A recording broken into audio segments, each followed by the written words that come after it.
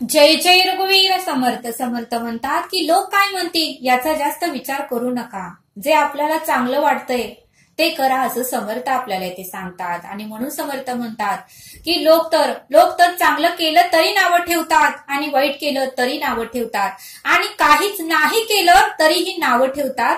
लोकांचं कामच आहे नावं ठेवायचं असं समर्थांनी आपल्याला इथे सांगितलं। आणि म्हणून समर्थ म्हणतात की या धर्तीवर नावं ठेवणारी लोक 99% आहेत आणि 1% लोक असे आहेत की ते भरभरून इतरांचं कौतुक करतात आणि ते 1% लोक म्हणजे परमेश्वराचं रूपच आहे असं समर्थ आपल्याला इथे सांगतात। समर्थ म्हणतात की या धर्तीवर 99% लोक हे इतरांना नावच ठेवतात आणि 1%च लोक मात्र इतरांचं भरभरून कौतुक करतात असं समर्थ आपल्याला ते सांगतात। आणि म्हणून समर्थ म्हणतात की हाताची 5 बोटही सारखी नसतात। समर्थ म्हणतात की हाताची 5 बोटही सारखी नसतात, तसे प्रत्येक माणसाचे विचार हे वेगळे असतात। हाताची 5 बोट सारखी नसतात, तसे प्रत्येक मनुष्याचे विचार मात्र वेगवेगळे असतात। आणि म्हणून समर्थ म्हणतात की इतरांचा जास्त विचार करू नका, जे चांगलं आहे जे आपल्याला चांगलं वाटतं ते तुम्ही करा असं समर्थ आपल्याला इथे सांगतात। आणि म्हणून समर्थ म्हणतात की आपल्याला जे आवडेल ते आपण केलं पाहिजे, आपल्याला जे आवडतंय ते आपण केलं पाहिजे, की ज्यामध्ये आपल्याला समाधान मिळतंय, ज्यामध्ये आपल्याला सुख शांती मिळते तेच आपण काम केलं पाहिजे असं समर्थ आपल्याला इथे सांगतात। आणि म्हणून समर्थ म्हणतात की आपल्या आयुष्यामध्ये जे आपण भोगले आहे किंवा अनुभवलं आहे त्यानुसार आपण आपल्या आयुष्याचे निर्णय घेतो। आपल्या आयुष्यामध्ये जे आपण भोगलेलं आहे, जे आपल्या आयुष्यामध्ये प्रसंग आलेले आहेत, जे आपण अनुभवलं आहे त्यानुसारच आपण आपल्या आयुष्याचे पुढचे निर्णय घेतो। पण दुसऱ्या नावं ठेवणाऱ्या व्यक्तीने मात्र ते भोगलेलं नसतं, पण समोरची व्यक्ती नावं ठेवणाऱ्या व्यक्तीने मात्र ते भोगलेलं नसतं, ते प्रसंग त्याच्या आयुष्यामध्ये आलेले नसतात, ते अनुभव त्याच्या आयुष्यामध्ये आलेले नसतात। आणि म्हणून ती व्यक्ती आपल्याला नेहमी नावं ठेवते। आणि समर्थ म्हणतात की ज्या प्रसंगाला आपण सामोरे गेलेला असतो, ज्या दुःखाला आपण सामोरे गेलेला असतो, जे आपण अनुभवलेले असतात त्यानुसारच आपण आपल्या आयुष्याचे निर्णय घेतो। ते इतरांना सांगितलं तर खरं वाटत नसतं। आपल्या आयुष्यातली प्रसंग, आपल्या आयुष्यातलं दुःख आणि आपल्या आयुष्यातील वेदना आणि आपण जे अनुभवलं आहे ते इतरांना सांगितलं तर ते खरं वाटत नाही। आणि म्हणून समर्थ म्हणतात की इतरांचा जास्त विचार करू नका, जे आपल्याला समाधान वाटेल, ज्यामध्ये आपल्याला शांती मिळेल आणि जे करण्यामध्ये आपल्याला आनंद भेटेल ते कामच आपण केलं पाहिजे असं समर्थांनी आपल्याला इथे सांगितलं। समर्थ म्हणतात की काही लोक तर परब्रह्माने निर्माण केलेल्या निसर्गाला सुद्धा नावं ठेवतात। काही लोक तर परब्रह्माने निर्माण केलेल्या या निसर्गाला सुद्धा नावं ठेवतात। काही लोक म्हणतात की एवढूच सावेल, काही लोक तर म्हणतात की एवढूच सावेल आणि त्याला मात्र 2 किलोचा भोपळा, हे देवाला कळतच नाही, देवाला समजतच नाही। एवढूच सावेल आणि त्याला मात्र फळ एवढं मोठं देवानं दिलं आणि एवढं मोठं आंब्याचं झाड उंच आहे, मोठं आहे आणि त्याला मात्र छोटे छोटे आंबे दिले। एवढूच सावेल त्याला मात्र 2 किलोचा भोपळा दिला आणि एवढं मोठं आंब्याचं झाड आणि त्याला मात्र छोटे छोटे आंब्याची फळं दिली आणि देवाला काही कळतच नाही असेही काही लोक म्हणतात।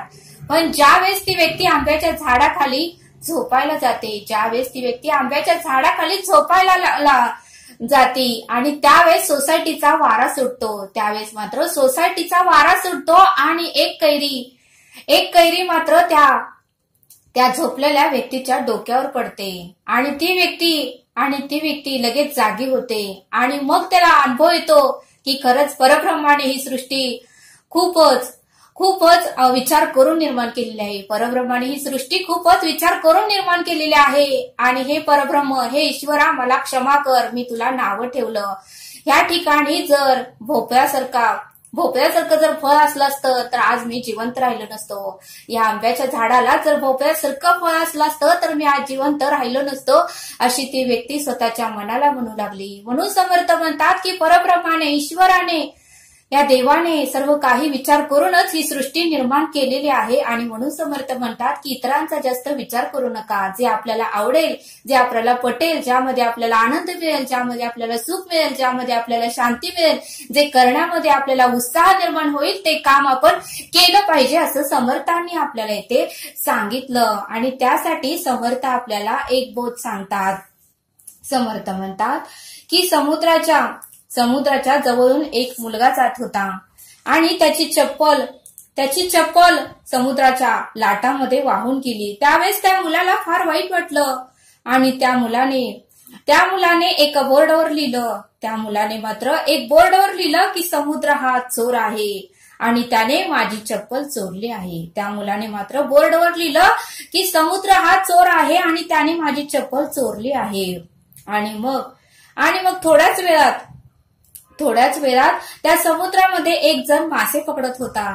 थोड्याच वेळात झाल्यानंतर त्या समुद्रामध्ये एक जण मासे पकडत होता आणि त्याला त्याच्या जाळ्यामध्ये भरपूर असे मासे सापडले आणि त्याच्या जाळ्यामध्ये भरपूर असे मासे सापडले आणि त्यामुळे तो आनंदित झाला आणि त्याने हे बोर्डवर लिहिलं की समुद्र हा माझा पालनहार आहे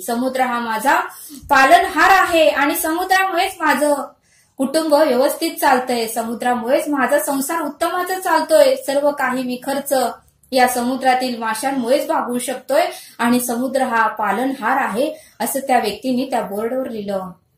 मग थोडा वेळ झाल्यानंतर एक आई त्या समुद्राच्या कडेने जात होती आणि त्या आईचा मुलगा समुद्रामध्ये डुबून मेला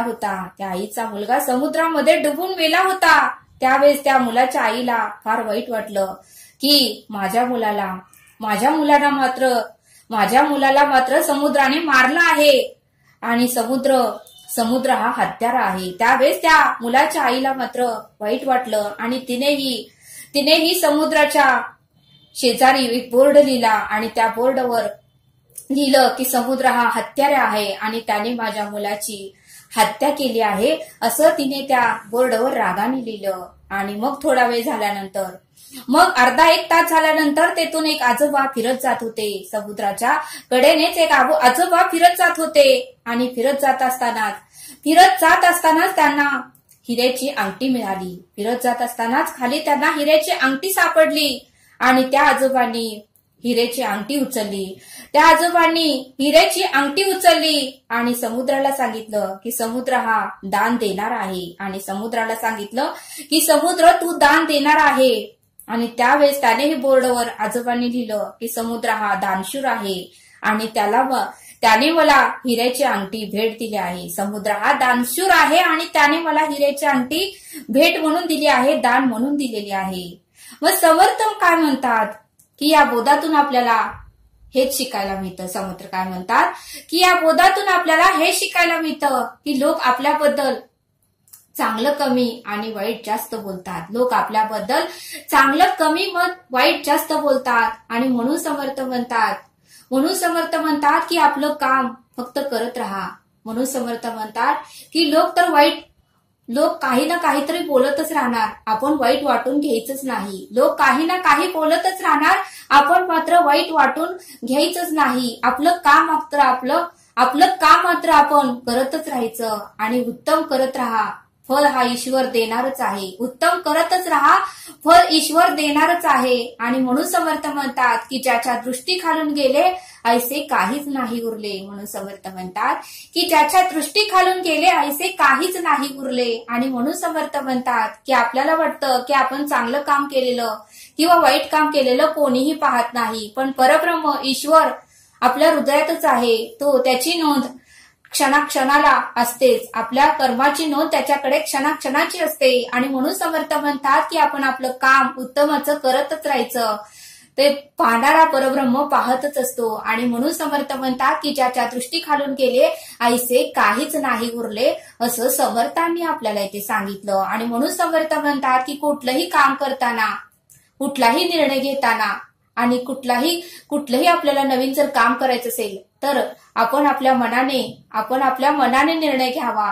इतरांचा विचार करून किंवा इतर जे सांगतात तसं तुम्ही निर्णय घेऊ नका. कारण आपल्याला जे अनुभव आलेला असतो, आपण ज्या प्रसंगाला सामोरे गेलेलो असतो, आपल्याला जे दुःख झालेलं असतं, आपल्याला जे वेदना झालेल्या असतात ते समोरच्या व्यक्तीला झालेल्या नसतात.